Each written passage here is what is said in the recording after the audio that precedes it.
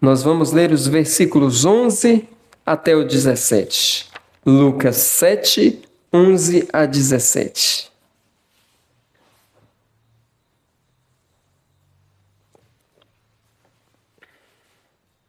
Evangelho de Jesus, conforme escreveu Lucas, capítulo 7, 11 a 17. Diz assim: Em dia subsequente, dirigia-se Jesus a uma cidade chamada Naim, e iam com ele os seus discípulos e numerosa multidão. Como se aproximasse da porta da cidade, eis que saía o enterro do filho único de uma viúva, e grande multidão da cidade ia com ela. Vendo-a, o Senhor se compadeceu dela e lhe disse: Não chores. Chegando-se, tocou o esquife e, parando os que o conduziam, disse: Jovem, eu te mando, levanta-te. Sentou-se o que estivera morto e passou a falar. E Jesus o restituiu à sua mãe.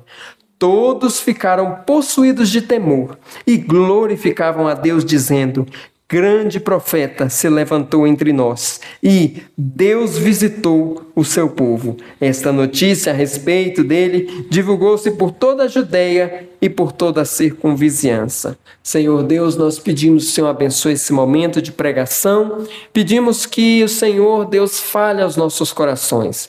Abra o nosso coração para ouvirmos agora a palavra do Senhor. Que seja o Senhor falando em nosso coração por meio da tua palavra, Deus. Em nome de Jesus, amém. Amém, amados. Esse é um texto muito bonito da Escritura Sagrada, um texto muito interessante, e aqui acontece um milagre extraordinário. O milagre quando o Senhor Jesus Cristo ressuscita um jovem que havia sido morto. Uma coisa assim espetacular, né? Que acontece lá no meio do povo. Jesus, ele tinha saído de Cafarnaum, onde ele havia curado o servo de um centurião, e agora ele estava indo para uma cidade chamada Naim. Naim era uma cidade no sul da Galileia, perto de Nazaré. Jesus estava indo para lá, e quando ele está chegando naquela cidade, ele seguido pelos seus discípulos e por uma grande multidão. Saindo da cidade vem outra multidão, uma multidão do pessoal lá de Naim, que era um enterro, era um cortejo fúnebre que estava levando para ser sepultado o filho único de uma viúva. Esse filho único de uma viúva havia falecido, eles estavam saindo da cidade. E quando Jesus vê aquela viúva, ele se compadece dela, diz a ela: não chores, e chega até o esquife, né? o lugar onde o morto está. Algumas Bíblias trazem a palavra caixão, mas a ideia aqui é de uma maca, porque os judeus, eles não colocavam os seus mortos num caixão, mas eles enrolavam, né, o morto e carregavam ele numa maca até o sepulcro, fora da cidade. E aí, então, eles sepultavam o falecido. Então, Jesus, ele toca nessa maca onde está o jovem, né, o corpo do jovem, e dá uma ordem. E naquele momento, a vida volta para aquele jovem. Grande milagre é feito, e o povo aqui que testemunha louva ao Senhor, glorifica ao Senhor e percebe que eles estavam sendo visitados pelo próprio Deus, por um grande profeta, mas também não só um grande profeta. O nosso Deus, o próprio Deus, estava lá diante deles. E com base nisso, meus irmãos, nós podemos refletir sobre algumas características do Senhor Jesus, algumas características de Cristo. A gente aprende lendo isso aqui. E a primeira característica que me chama a atenção está logo no começo, no versículo 11, quando a gente percebe aqui que Jesus, ele é seguido pelos discípulos e por uma multidão. Veja só que interessante isso. Jesus, ele é seguido pelos discípulos e por uma numerosa multidão. Por que será que Lucas, quando escreveu esse texto, ele não simplesmente falou, Jesus estava sendo seguido por uma numerosa multidão, porque os discípulos faziam parte da multidão. Por que Lucas faz questão de diferenciar, de falar, olha, Jesus estava sendo seguido pelos discípulos e pela multidão? É porque, meus irmãos, Jesus era realmente seguido por dois tipos de pessoas. Tinha dois tipos de pessoas que seguiam Jesus naquela época. As pessoas que queriam compromisso com Jesus, as pessoas que realmente amavam Jesus, as pessoas que buscavam conhecer a Jesus, aquelas pessoas que realmente estavam dispostas pelo Evangelho, esses eram os discípulos que andavam com Jesus. Mas também Jesus era seguido por um grande número de pessoas que não queria compromisso com Jesus. Se desse qualquer coisinha que fugisse um pouco do que eles esperavam a respeito de Jesus, eles já pulavam fora de Jesus. Eles queriam o pão se multiplicando, eles queriam a bênção, eles queriam o milagre, eles queriam a cura, mas não queriam compromisso. Era só uma grande multidão seguindo a Jesus. Então, irmãos, a gente percebe quando a gente lê a história de Jesus, que Jesus é seguido por dois tipos de pessoas: o discípulo e a multidão. O discípulo, irmãos, ele faz um compromisso de seguir Jesus. Ele não está lá só por causa do pão, por causa do milagre, mas ele está lá porque ele ama Jesus. O discípulo é aquele que negou-se a si mesmo, tomou sua cruz e resolveu seguir a Jesus. É aquele que está disposto a seguir a Jesus, mesmo que isso lhe custe a própria vida. Mesmo que isso signifique deixar muita coisa de lado porque está errado e precisa ser deixado de lado. E aí o discípulo ele tem coragem de pagar esse preço e seguir Jesus. Mas a multidão não. A multidão, ela só quer ver o espetáculo, o milagre, qualquer coisa nesse sentido. Ela não faz um compromisso com Cristo. Meus irmãos, nós vivemos numa época em que nós também precisamos não ser só a multidão. Precisamos fazer um compromisso com Jesus, um compromisso público de ser de fato um discípulo de Jesus. Um discípulo de Jesus Cristo, que paga o preço, que toma a sua cruz, que negue-se a si mesmo. Jesus diz que aquele que não aborrece pai, mãe, filho, filha, irmão, por causa de Jesus, ou até mesmo a si mesmo, não pode ser o discípulo de Jesus. Primeiro, para ser discípulo de Jesus é necessário negar-se a si mesmo, dizer não para os próprios desejos, dizer não para a própria carne, dizer não para a própria malícia e dizer sim para Jesus. E dizer sim para o Evangelho. Fazer um compromisso e não ser só a multidão, não ser só um só na multidão, mas diferenciar-se, estar com Jesus.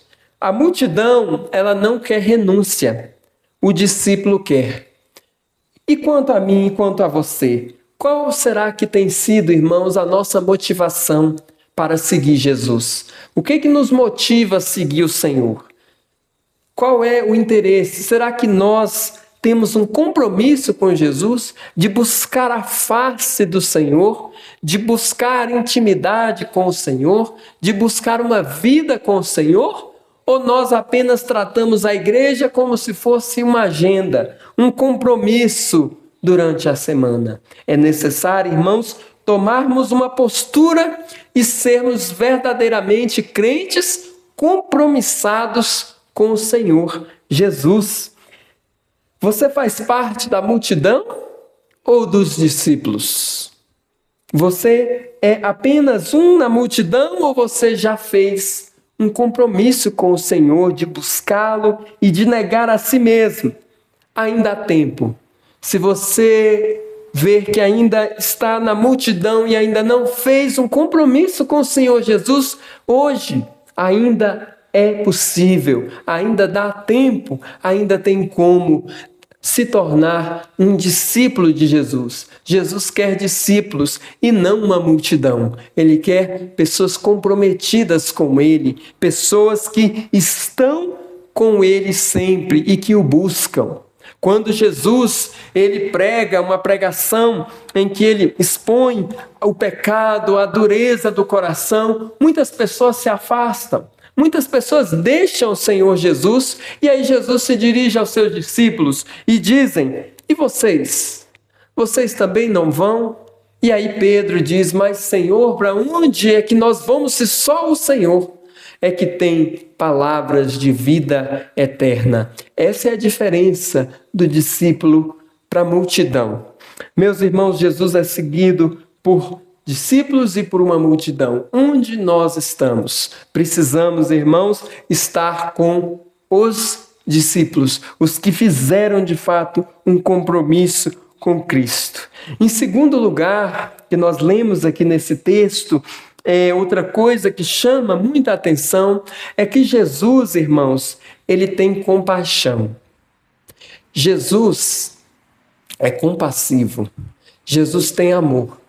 Jesus ama as pessoas. Veja o que acontece aqui.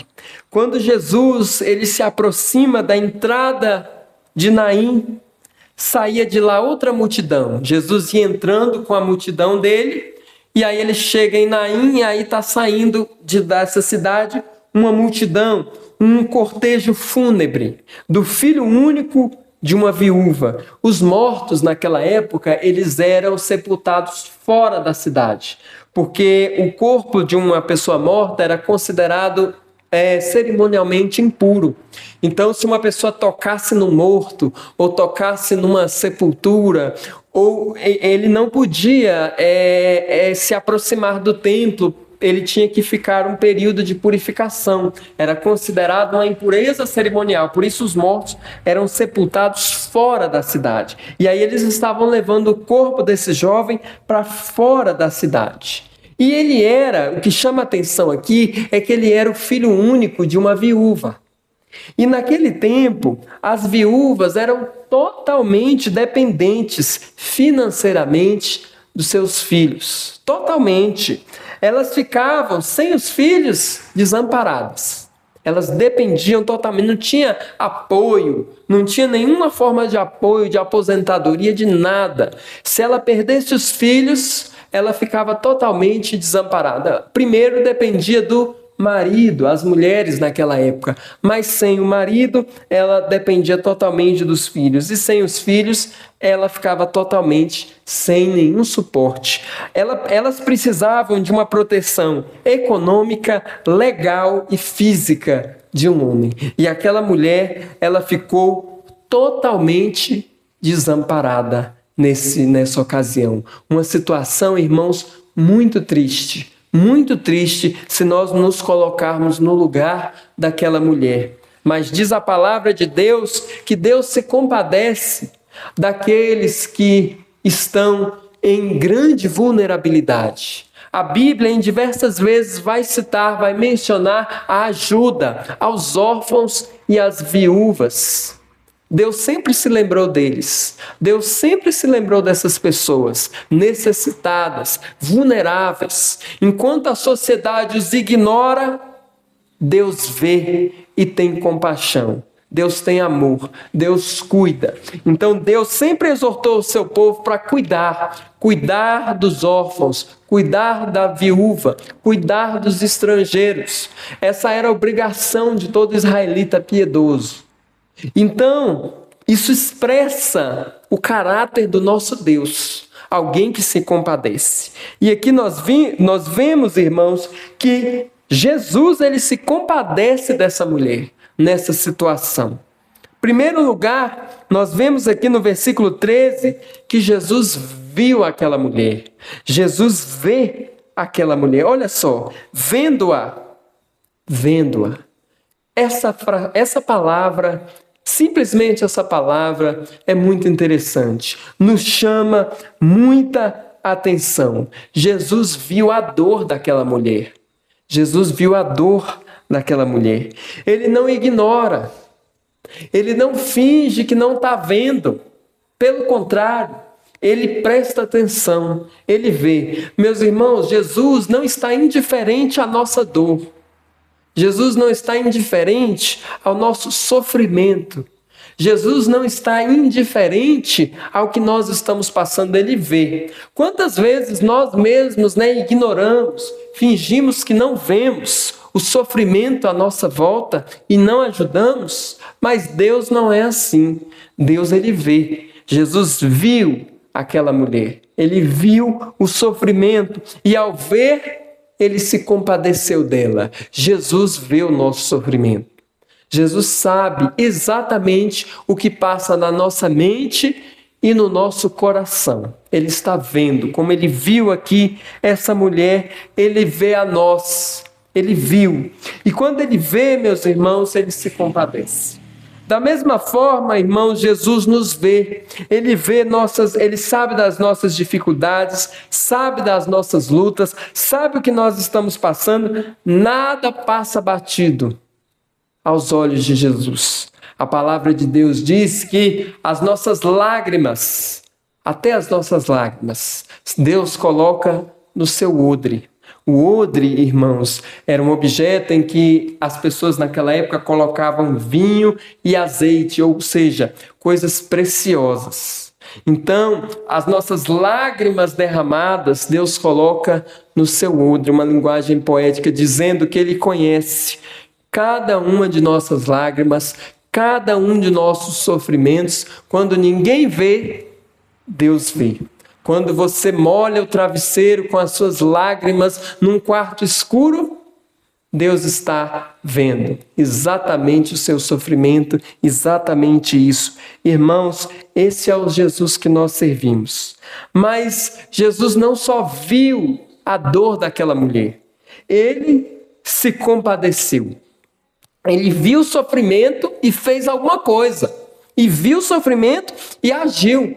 Muitas vezes nós vemos o sofrimento à nossa volta e não fazemos nada. E não fazemos nada para que isso melhore, para ajudar de alguma forma. Muitas vezes nós ignoramos essa situação. Mas Deus nos ensina a fazer alguma coisa. Jesus se compadece. É interessante, irmãos, que a viúva, ela estava numa dor, e uma dor que é indescritível. Eu não consigo nem imaginar a dor que estava naquela mulher, que havia perdido o marido e agora o único filho. E estava totalmente desamparada. E Jesus vendo aquilo, e ela não pediu nada para Jesus. Ela não pediu. O texto não diz aqui que ela pediu alguma coisa, mas Jesus foi até ela sem ela pedir. Jesus fez um milagre na vida dela sem que ela pedisse, mostrando que Deus pode agir você pedindo ou às vezes não pedindo. Deus usa o meio que Ele quiser. Às vezes Deus usa uma oração para curar, às vezes Deus não usa nada. Às vezes Deus usa um médico, às vezes Deus usa outra coisa. Ele usa o meio que Ele quiser, porque Ele é soberano. Aqui, Cristo não usou nada. Ela não pediu, ela não foi até Ele. Ele viu e se compadeceu. É interessante que a soberania de Deus, que age conforme Ele quer, do jeito que Ele quer. E Jesus, Ele é amoroso, Ele é compassivo, Ele é misericordioso. Da mesma forma, irmãos, Jesus nos viu em uma situação de miséria. Jesus nos viu em uma situação de calamidade. Jesus nos viu caminhando a passos largos para o inferno, para a perdição. E quando Ele viu a gente nessa situação, Ele se compadeceu de nós, veio até a terra e morreu na cruz para nos salvar e nos livrar da condenação do inferno. Isso é muito interessante. Ele viu a nossa situação de miséria, de pecado e fez alguma coisa por isso. Porque Ele é amoroso, Ele é compassivo, Ele é misericordioso, Ele tem prazer na misericórdia. Esse é o Deus, amados irmãos, que nós servimos. Ele deu a sua vida por nós. Ele morreu em nosso lugar. Ele expressou a sua graça para nos salvar, para nos dar vida e vida eterna. E nós, amados, nós temos sido compassivos? Será que a gente temos ignorado as coisas ruins à nossa volta? Ou será que nós temos sido, de fato, instrumentos de Deus para abençoar as vidas? Às vezes a gente reclama que vive num lugar ruim, numa situação ruim, mas não fazemos nada para abençoar o lugar onde nós estamos, as pessoas que estão à nossa volta. Mas nós precisamos imitar o nosso Mestre Jesus, e Ele abençoava o lugar onde Ele estava, as pessoas que estavam à sua volta. Nós precisamos ser assim.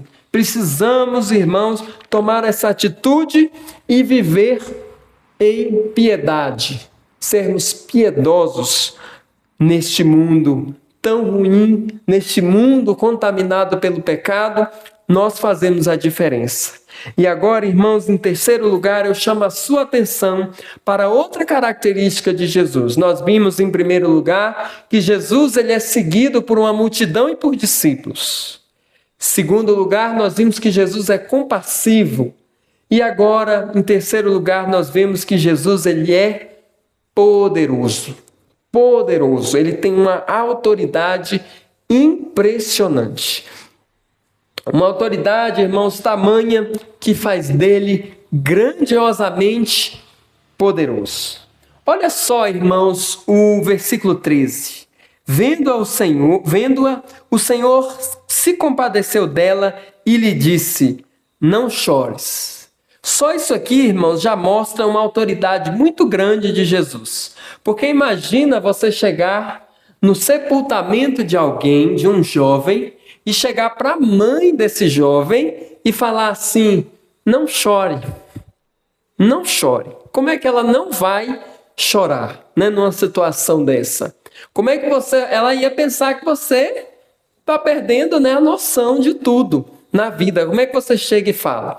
Porque ninguém pode falar isso para uma mãe que perdeu um filho sem fazer alguma coisa para que ela realmente não chorasse. Mas Jesus podia. Por isso que ele fala. Isso mostra já que ele tem autoridade. Ele chega para ela e fala: não chore, e realmente faz alguma coisa para que aquele pranto cessasse. Essa frase só já mostra a autoridade de Jesus, a majestade de Jesus, o poder dele sobre a morte. Só Jesus, irmãos, pode também nos consolar, quando nós perdemos alguém que amamos. Quando nós perdemos alguém que amamos, temos aquela dor insuportável, que nada resolve. Só Jesus pode nos consolar. Só Jesus pode trazer esse consolo. Só Jesus pode trazer esse alívio para nós. Só Jesus é que conforta o coração de alguém que perdeu alguém que ama. Só Ele que pode chegar no nosso coração e dizer: não chores, como Ele fez aqui, porque Ele é poderoso, porque Ele tem autoridade. E isso mostra também a expectativa futura da ressurreição. Nós temos consolo, irmãos, quando um dos nossos irmãos parte deste mundo, porque nós temos expectativa da ressurreição, do dia da volta de Cristo, em que nós vamos nos reencontrar, nós vamos nos ver novamente e viver eternamente. E agora, no versículo 14, nós vemos aqui a concretização da autoridade de Jesus. Agora, irmão, Jesus vai concretizar essa autoridade, e isso é impressionante. Primeiro, o cortejo fúnebre está indo, carregando aquela maca, com o jovem deitado sobre aquela maca. E o que Jesus faz? Está no versículo 14, ele toca aquela maca. Primeira coisa, ele toca aquela maca. Isso é interessante, eu quero chamar a sua atenção para isso. Por que ele toca naquela maca? Irmãos, eu falei para vocês antes que os mortos, né? Você não podia tocar nos mortos, nem tocar numa sepultura. Se você tocasse, se o judeu tocasse no morto ou numa sepultura, ele se contaminaria. Ele ficaria impuro cerimonialmente por 7 dias. 7 dias impuro. Nós vimos isso lá na lei de Moisés, em Números capítulo 19. Mas Jesus, ele vai lá e toca no esquife, né, na maca onde está o jovem falecido, mesmo sabendo que qualquer judeu não tocaria no esquife de propósito, não tocaria na maca de propósito. Mas Jesus toca. Isso chama atenção.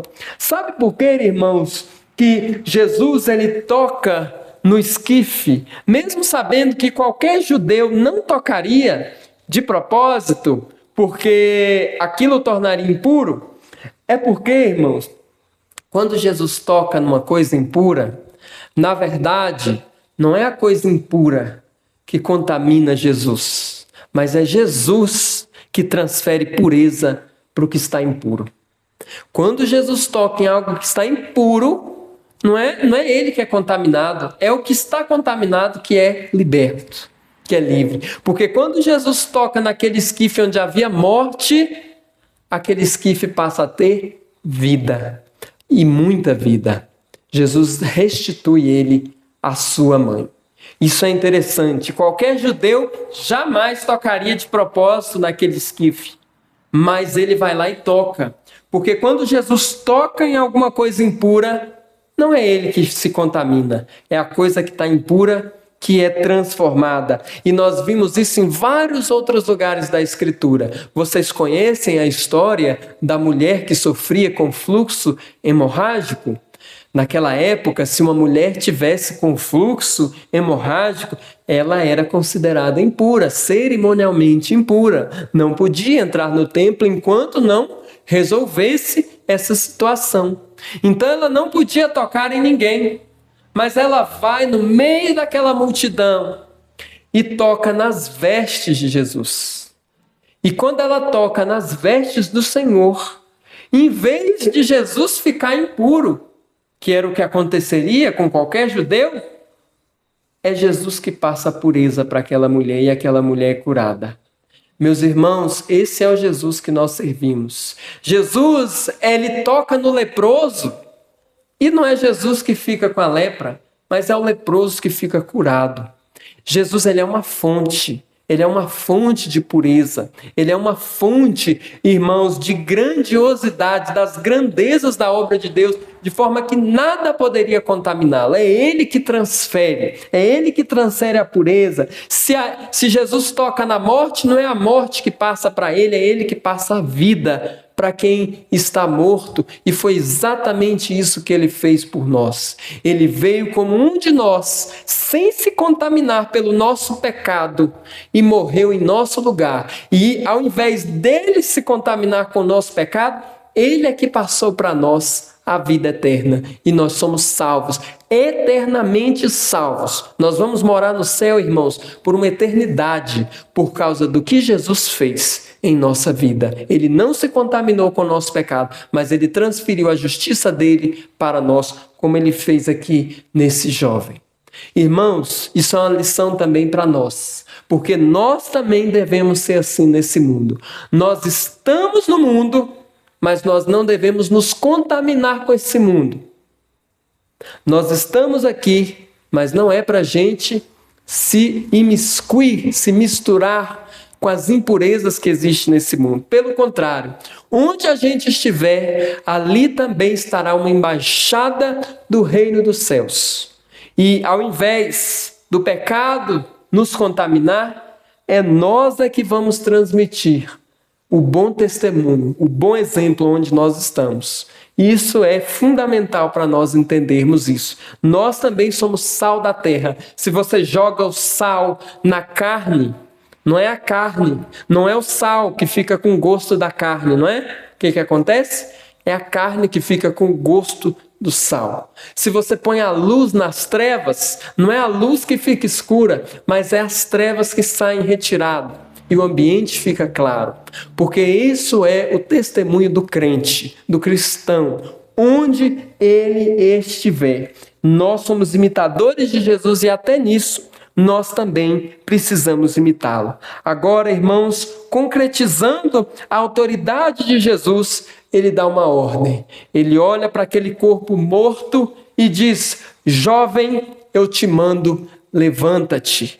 Ele dá uma ordem: jovem, eu te mando, levante-se. E imediatamente, irmãos, eu fico imaginando a cena de quem estava lá.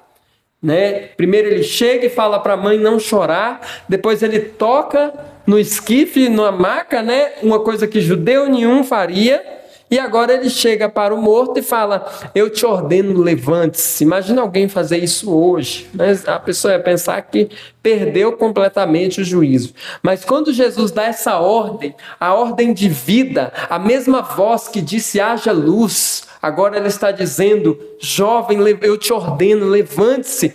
Eu imagino agora o coração voltando a bater, o processo de apodrecimento do corpo sendo revertido, o sangue voltando a circular, o corpo parando, deixando de ficar pálido e voltando a ter cor, e o ar começando a entrar nos pulmões e ele voltando a respirar, e aí ele se levanta. O fôlego de vida volta para aquele jovem. Ele se levanta e começa a falar.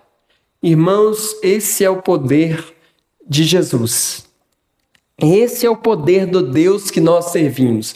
É por isso que nós estamos aqui esta noite. É pela fé no poder que há em Jesus. Quantas pessoas nesse exato momento estão procurando coisas aí no mundo afora, vazias, mas nós estamos aqui, porque nós não estamos atrás de coisas vazias, nós estamos atrás daquele que é poderoso para fazer infinitamente mais daquilo que pedimos e até mesmo pensamos, nem chegamos a pedir.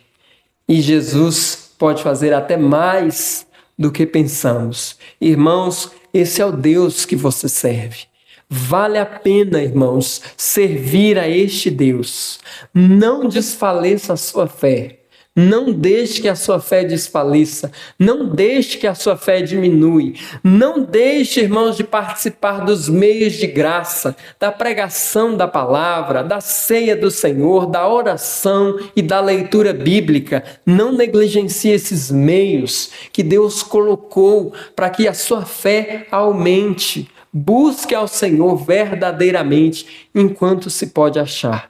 Busque a Ele, porque a palavra de Deus diz: buscar-me-eis e me achareis, quando me buscares de todo o coração. Ore ao Senhor e não descanse, enquanto você não tem a sua fé fortalecida no Senhor. Ore, busque, implore em oração, rogue a Ele. Eu tenho certeza que se você rogar ao Senhor Jesus, Ele vai te visitar, Ele vai atender o seu pedido, porque Ele é poderoso. E quando Jesus faz isso, todos ficam possuídos de grande temor e glorificaram a Deus, dizendo: grande profeta se levantou entre nós. E Deus visitou o seu povo.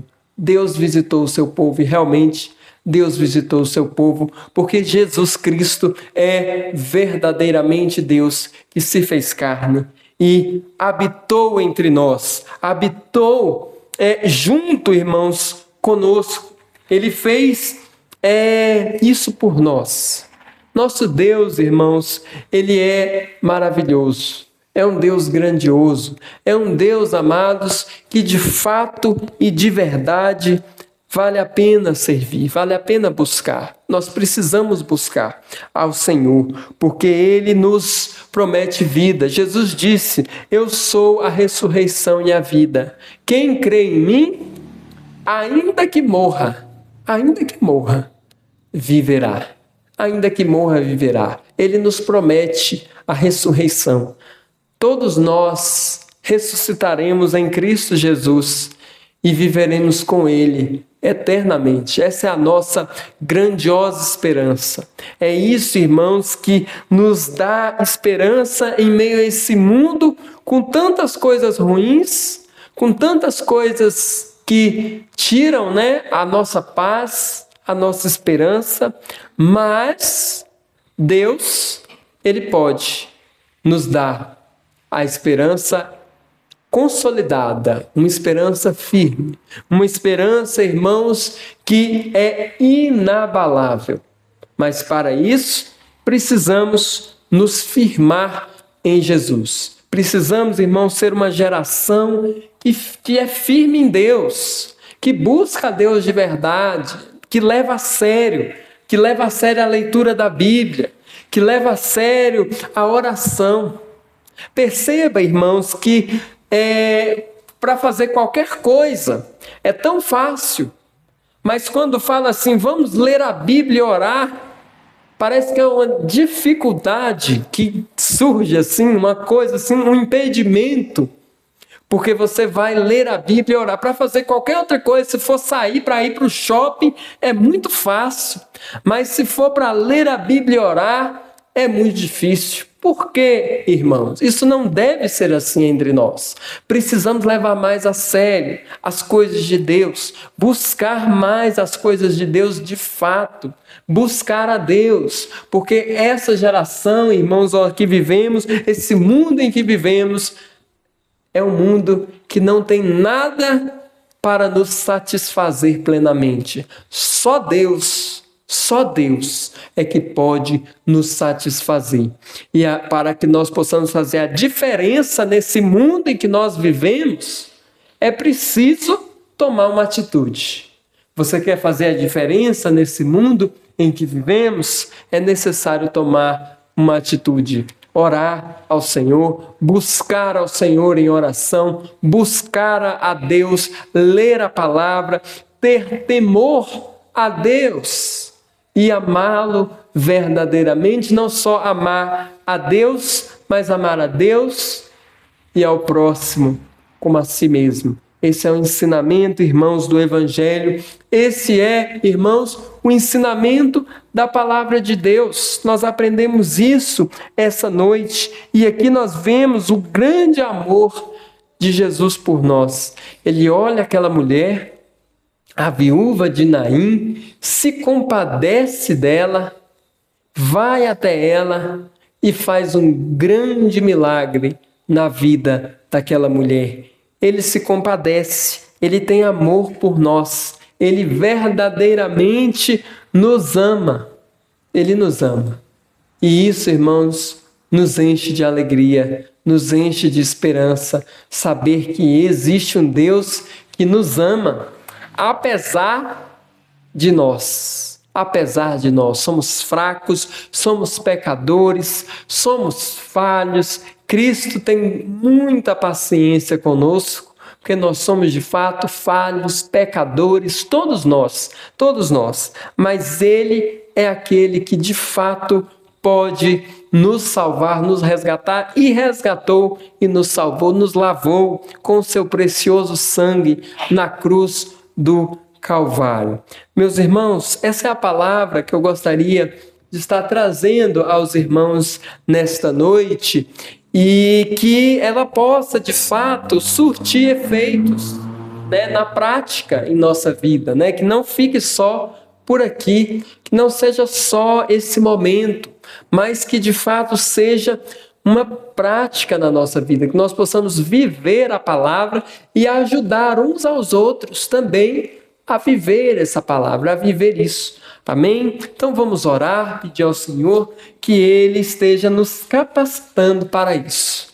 Pai Todo-Poderoso, pedimos a Ti que o Senhor, Deus, cuide de nós. Deus, abençoe esse momento que nós tivemos.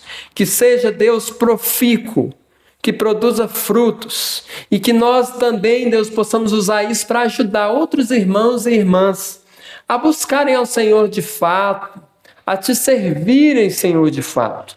Ó Deus amado, tem misericórdia de nós, porque nós somos falhos, porque nós somos fracos, porque nós somos pecadores, mas cremos num Deus que é grandioso, um Deus que é bondoso, um Deus que é misericordioso, um Deus que morreu na cruz por nós e ressuscitou ao terceiro dia. Deus, é por isso que nós estamos aqui. Pedimos, Deus, que o Senhor aumente a nossa fé. Aumente a fé, Deus, de cada um aqui presente, para que eles possam, Deus, cada vez mais, Deus, viver uma vida em plenitude, Deus, da Tua palavra, plenitude do Espírito Santo de Deus, plenitude do Senhor. Nós te rogamos, nós te pedimos, Senhor, porque nós não merecemos nada que venha da Sua mão, mas o Senhor, de bom grado, nos dá e nos concede, Deus, e nos alegra. Em nome de Jesus é que nós oramos, nós pedimos para que o Senhor esteja com cada um de nós. Visita, Deus, os enfermos, visita, Deus, aqueles que estão passando por alguma luta, alguma dificuldade, vá até eles, Deus, e esteja, Deus, com a Tua graça, concedendo a Tua grande graça, o Teu poder, em nome de Jesus, amém. Amém.